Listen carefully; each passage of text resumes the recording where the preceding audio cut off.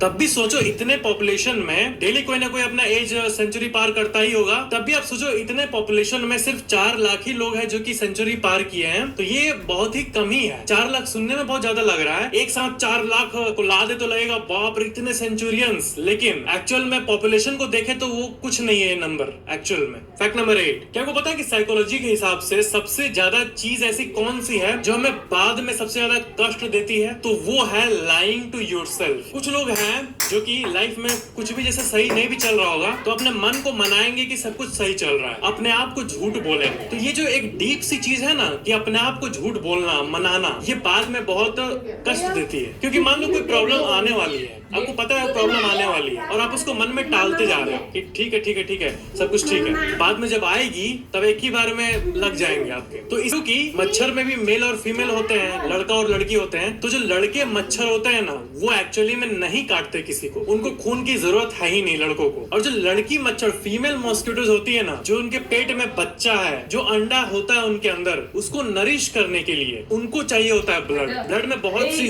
चीजें होती है हमारे ब्लड में जो कि उसके बच्चे के लिए बेनिफिशियल होती है, उसके बच्चे के ग्रोथ के लिए। एंड माँ तो चाहेगी कि उसके बच्चे को ये सब नरिशमेंट मिले, इसलिए वो आपके पास आके आपका खून चोरी करती है। बट लड़के मच्छर लोग इतने शरीफ होते हैं सही में, तो जान के चौंक जाओगे आप। वो ना बस वो मतलब एक्चुअली में बस नेक्टार जो होता है ना, फ्रूट जूस, वो तो बेचारे फ्रूट जूस पीते हैं। किसी फल पर बैठ जाएंगे, किसी पत्ते पे बैठ जाएंगे, नेक्टार लेते हैं फ्लावरिंग प्लांट से ताकि उनको शुगर और एनर्जी मिल पाए और वो सरवाइव कर सके। इसीलिए ऐसा होता है, इसलिए वो एकदम वेजिटेरियन जीते हैं, वो खून नहीं चूसते हैं। बट ये जो फीमेल मॉस्किटोज है ना वो खून चूसती है। फैक्ट नंबर 6, बनाना को अक्सर हैप्पी फ्रूट कहा जाता है। हैप्पी फ्रूट पता है किस लिए? क्योंकि बनाना खाने से ब्रेन में सेरोटोनिन नाम का केमिकल निकलता है एंड सेरोटोनिन जो है ना वो आपको एक वेल बीइंग की फीलिंग देता है, इसलिए उसको हैप्पी फ्रूट कहा जाता है। फैक्ट नंबर 5, आपने ऐसे कई आर्टिकल्स को देखा होगा जिसमें ये लिखा होगा कि जितने भी लोग हैं वो सबसे ज्यादा रिलैक्स्ड और हैप्पी एक दिन के एक समय पे होते हैं। पता है कौन सा दिन? सैटरडे। सैटरडे का शाम को 7:26 पे एग्जैक्टली बोले तो रिसर्च और स्टडीज के हिसाब से सबसे ज्यादा लोग हैप्पी रहते हैं। इस चीज के बारे में आपको कई आर्टिकल्स मिल जाएंगे इंटरनेट पे कि आपका हैप्पीएस्ट टाइम जो है वो 7:26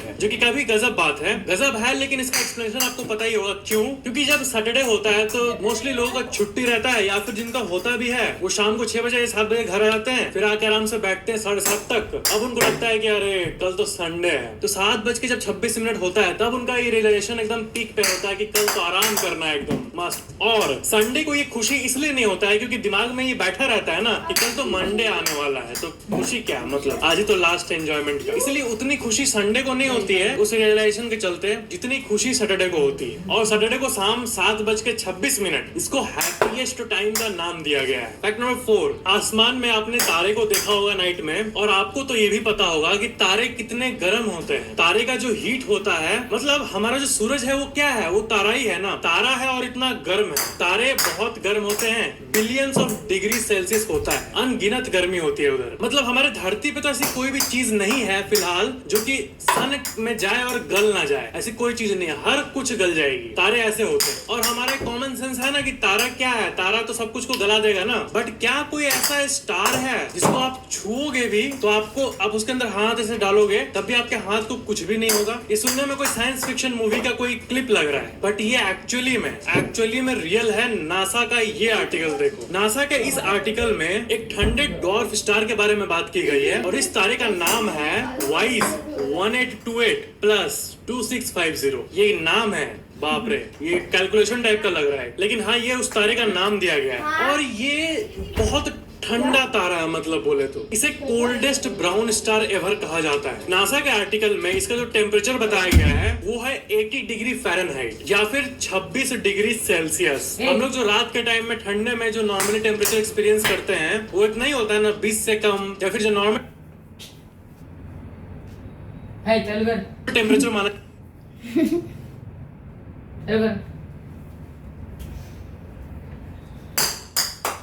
बेशरम हम चालू करना है मत है जो कि है 24।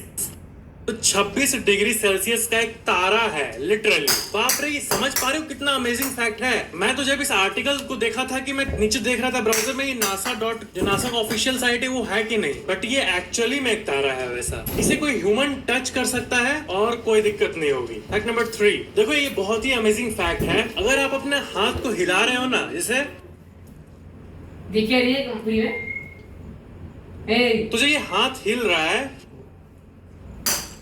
इससे कोई आवाज आ रहा है? नहीं आ रहा है। क्या इससे कोई आवाज उत्पन्न हो रहा है? तो हाँ, हो रहा है। क्या है कि यूनिवर्स में हर एक एक्टिविटी से आवाज निकलती है, मतलब इस धरती पे जहाँ पे हवा है ऑफ कोर्स वहीं पे, लेकिन वो सुनाई देगी नहीं देगी, वो इंसान के ईयर के कैपेबिलिटी पे है ना। इंसान 20 हर्ट्ज से नीचे नहीं सुन सकता है। इसका मतलब कि एक्चुअली में बहुत जोर से साउंड आ रही है। मतलब अगर किसी के पास कुछ तरीके से हियरिंग कैपेबिलिटी को बढ़ा दिए, 20 हर्ट्ज से भी नीचे का सुनने की कैपेबिलिटी अगर हमने बढ़ा दी है अपने अंदर, तो फिर क्या होगा कि इसका भी आवाज हमें पूरे जोर से सुनाई देगा। और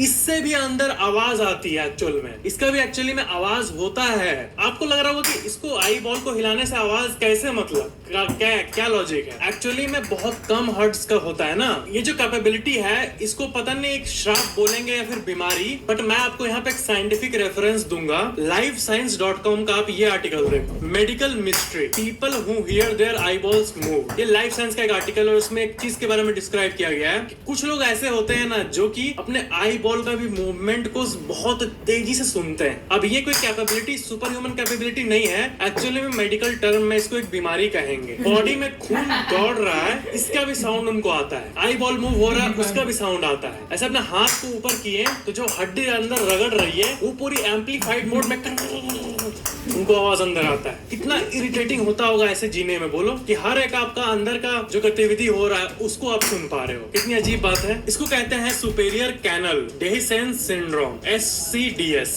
फैक्ट नंबर 2, क्या आप सोने के समय तकिए का इस्तेमाल करते हो? ऑफ कोर्स करते हो, बिना तकिए का ऐसे कौन सोता है। लेकिन अभी के टाइम पर कैसे तकिए होते हैं? नरम से एकदम गुलगुल होते हैं। बट एंशियंट चीजों को जो लोग एक्सप्लोर करते हैं ना, जैसे कि पिरामिड के मिस्ट्री को, इजिप्ट के मिस्ट्री को, वो जब एनालाइज की है पूरे इतिहास को, तो उनको ऐसा पता चला है ना कि जो इजिप्शियन लोग हैं वो एक्चुअली में पत्थर के तकिए का इस्तेमाल करते थे। और वो तकिए कुछ ऐसा दिखते थे जैसे कि आप अपने स्क्रीन पे देख रहे हो। आज से करीब 2000 साल पहले ये अजीब सी बात है कि वो लोग पत्थर के तकिए को क्यों यूज करेंगे।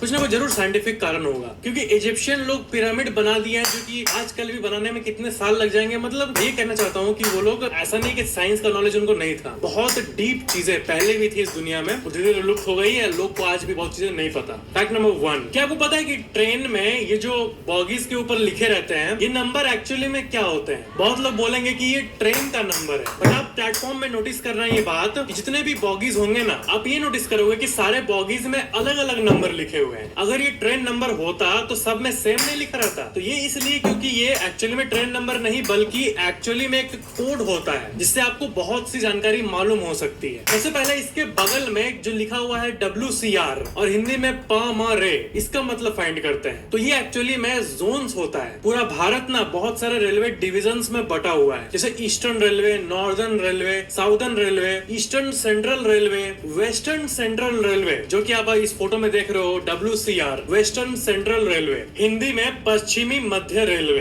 प-म-रे। और ये जो सारा ऑफिशियल लिस्ट है इंडियन गवर्नमेंट के ऑफिशियल रेलवे साइट से, आपको मैं दिखाता हूँ। ये देखो, ये ऑफिशियल साइट है इंडियन गवर्नमेंट का, और इसमें आप पूरा लिस्ट देख सकते हो क्या क्या है, जैसे कि central railway, eastern central railway, northern railway, ऐसे करते करते बहुत सारे हैं। तो जो ट्रेन के बॉगीज पे आप जो देखते हो, ये इसका मतलब यही होता है कि ये डिवीजन है, इस जगह का है, नॉर्दर्न का है या साउदर्न का है, ये डिस्क्राइब होता है। अब बात करते हैं उस नंबर की। तो वो जो नंबर होता है उससे आपको दो जानकारी मिलेगी। ये नंबर दो भाग में बटा हुआ है। शुरू का जो 2 नंबर होता है ना, वो मैन्युफैक्चरिंग ईयर बताता है। किसी बॉगी पे अगर जैसे इस एग्जांपल में 04 लिखा हुआ है, इसका मतलब ये साल 2004 में बना है। इस फोटो में देखो 13001 लिखा हुआ है, तो शुरू का 2 डिजिट क्या है? 13, इसका मतलब ये 2013 में 2013 में बना हुआ है। और बाकी के 3 डिजिट को जानने के लिए ना आपको एक पूरा चार्ट देखना होगा। चार्ट के बिना ये पॉसिबल नहीं है। आप चार्ट को याद कर लो हो सके तो। जैसे कि लास्ट का इस एग्जांपल में डिजिट है 001, तो ये देखो ये है चार्ट, जिससे आप पता कर सकते हो कि इसका मतलब क्या है। ये AC फर्स्ट क्लास को दिखाता है। और ये 8वें नंबर पे देखो सेकंड सिटिंग 601 से 700 के बीच में रहेगा, लास्ट 3 डिजिट, तब ये सेकंड सिटिंग को दर्शाता है। 201 से 400 रहेगा तो ये स्लीपर क्लास को दर्शाता है। तो जो ये हमारा पहला एग्जांपल इमेज था, इसमें 052 लिखा हुआ है। तो 052 किसके बीच में आता है? 050 से 100 के बीच में। इसका मतलब ये AC सेकंड टियर है। जो फोटो देख रहे हो आप, ये AC सेकंड टियर है। तो ये होता है इसका मतलब, ये जो नंबर है इसका मतलब यही साल और कौन सा बोगी है, किस टाइप का है। और दूसरा वो तो WCR, अब समझ ही गए हो, वेस्टर्न सेंट्रल रेलवे या फिर ईस्टर्न सेंट्रल रेलवे। तो ये थे आज के फैक्ट्स। ये वीडियो को कैसा लगा नीचे कमेंट जरूर करना, और वीडियो को शेयर भी कर देना ताकि सबको नॉलेज पहुंच पाए, और वीडियो को लाइक जरूर करना। और अगर आपने अभी तक इस चैनल को सब्सक्राइब करके बेल आइकन ऑन नहीं किया है तो सब्सक्राइब करके बेल आइकन जरूर ऑन कर लेना। Thank you so much for